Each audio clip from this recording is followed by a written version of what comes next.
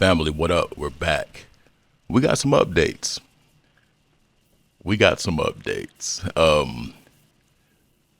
Don't believe it.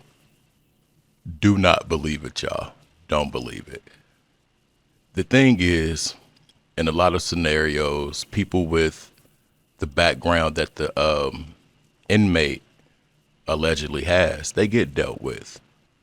And I feel like dude would have been dealt with way before Tory got there. I feel like this is an attempt to dirty up the narrative. Real talk. And like I always tell y'all, there are a lot of moving parts to this thing. Check the last upload, you guys, about the politician. Anyway, we're going to tap into, let's see, Truth Teller and Poetic Flacco. And we're going to see what's going on with this new narrative that I think is so cap. Make sure y'all hit that thumb button, the up one. And a lot of people said they're not getting notifications. So unsub, resub. Make sure you guys hit notification bell all. And one last thing. Let me know where you're from and how long you've been here. The comments are helping the channel so much. And I owe it to y'all. So you guys keep liking and commenting. I'm going to keep bringing up these.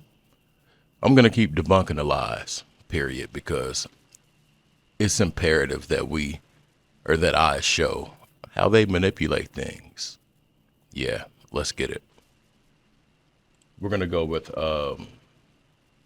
you know what? We're just going to focus on Poetic Flacco today. I'm not going to do the Truth Teller. Let's get it. So the man who stabbed Tory Lanze 14 times, including in the back of his head in prison, and tried to kill him, well, he's speaking out. He's explaining why he tried to kill Tory Lanze. What exactly took place between you and Tory Lanze that day that you stabbed him allegedly? Okay. That day? Nothing much took place that day. Everything led up to that day, but that day I just came out in the morning to tell him, good morning. And I told him what's up, give him a little fist bump, ask him if everything is good. We had a little situation the night before and the day before. So what was the situation the night before and the day before? So I heard some rumors that he was trying to put money on my head. He felt uncomfortable living next to me. Said I was a threat.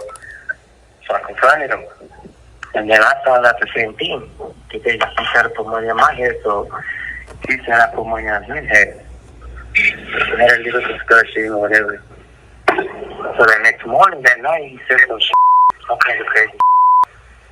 So the next morning, I came out to see if everything was good. I'm highly skeptical of anything that comes out of the mouth of a PDF. But in the song with DDG, Tory Lanze confessed that he was putting bags on people's heads in prison. Sent me to prison and all that it taught me is if it go down how to stab you. Tommies and bunkers, the knives, the thumpers, the lock and the sockets, the credit you. I call a shot on the yard, you a problem. My son out there hitting cash out shit out you. I would be dishonest if I didn't bring that up, but honestly, I don't believe a word is coming out of this dude's mouth. And the way he speaks, bro, you could tell he's super slimy. And he's somebody who's been in jail long enough to where he understands certain like vernacular and articulations that's needed in a self-defense case. I got to side with Flacco on this one, y'all. This stuff feels highly scripted. It feels highly scripted. It feels so scripted. And I can see loose ends being tied up, so to speak, allegedly. It just sounds too scripted. And the thing is, a lot of people were talking about how Meg's followers was helping dude put money on his books and things like that. So I feel like they had to curve the narrative with a statement like this. I didn't believe it when the first statement came out that it was people were talking about why it happened and all of that stuff. No, I don't believe it. I really don't. Like I said, dude had some weird charges before. And I just feel like the jail, the people there the inmates would have taken care of that. It wasn't Tory's thing to take care of that. So you're telling me that Tory came to this jail playing Mr. Hero And come on, man. But this is the thing. The timing, y'all. Why in the hell is Tory going to commit a thing like that at a time like this when he's been in there for a few years now? Make it make sense. It's just the aura of PDFs that appears to be super slimy to me. His mom talked to him.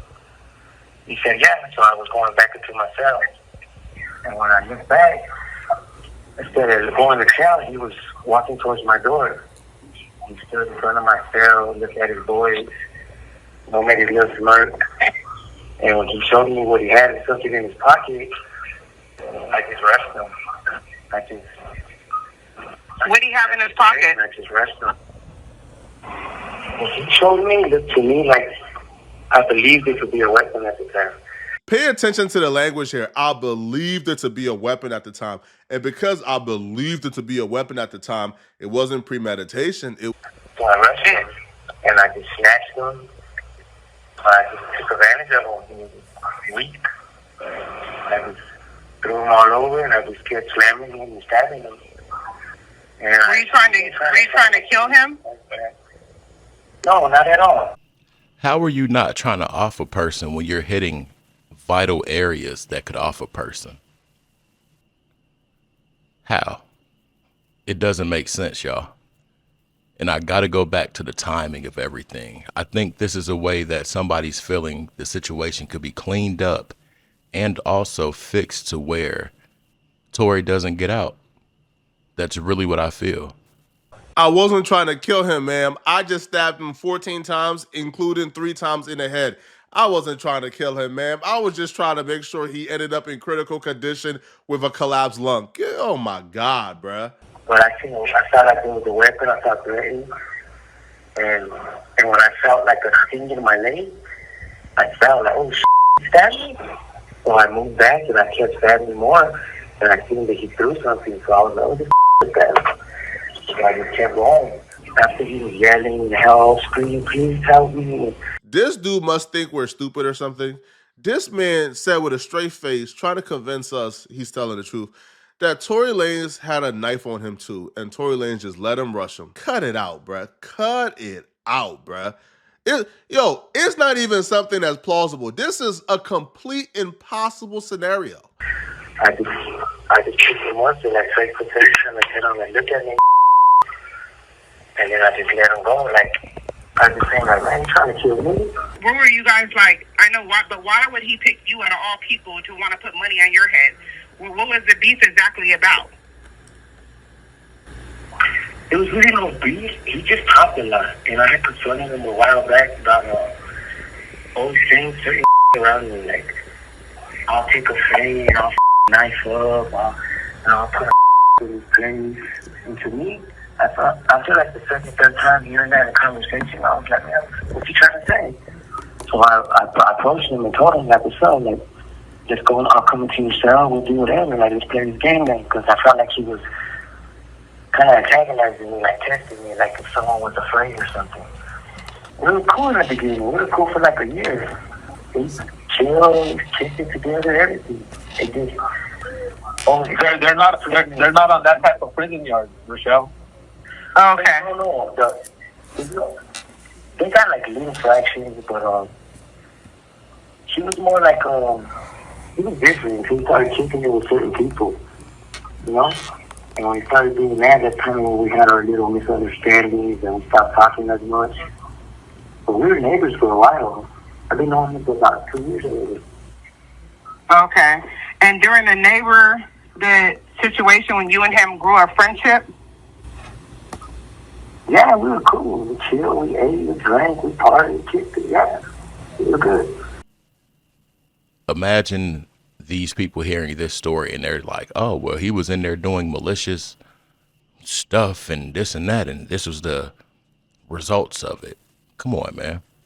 They're trying to clean up that thought in our heads that goes back to certain higher ups, and they're trying to keep it at a jail thing.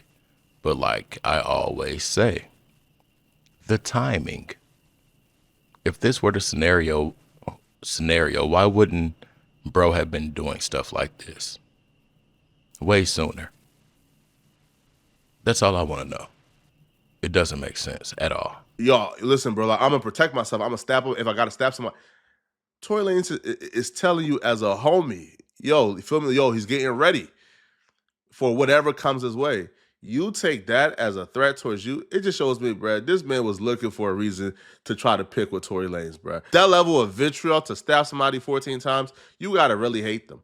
And to hate somebody like Tory Lanze for what? Like, y'all never had any type of major conflict or beef? How much did the guy tell you that he paid to have you killed to get off the yard? Oh, he said double whatever I was offering, but I never made that offer. That's what I didn't understand.